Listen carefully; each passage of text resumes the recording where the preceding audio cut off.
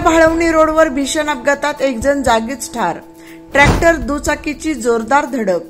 सांगली जिल्ह्यातील खानापूर तालुक्यातील विटा पोलीस ठाणे हद्दीतील विटा भाळवणी रोडवरील ढवळेश्वरहून विटा शहराकडे निघालेल्या दुचाकीचा अभिषेक शिंदे यांच्या शेताजवळ उसाने भरलेला ट्रॅक्टर क्रमांक MH50C2138 हा अंधारात रस्त्याकडेला थांबला होता।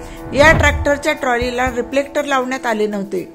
अशा स्थितीत हा ट्रॅक्टर उभा केला होता।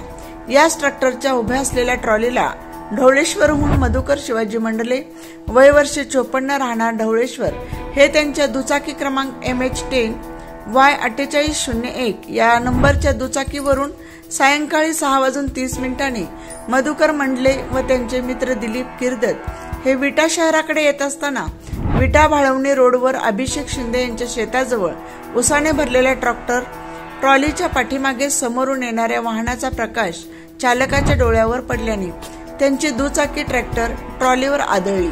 या अपघातात मधुकर मंडले यांच्या डोक्याला गंभीर इजा झाल्याने ते जागीच ठार झाले, तर दुचाकीवर पाठीमागे बसलेले दिलीप किर्दत हे किरकोळ जखमी झाले। या अपघाताची माहिती विटा पोलिसांना मिळाल्यानंतर विटा पोलिसांनी घटनास्थळी धाव घेतली।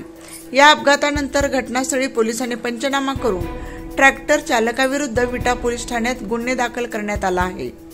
या बातमीचा आढावा घेतला आहे आमचे विटा प्रतिनिधी शिराज शिकलकर यांनी।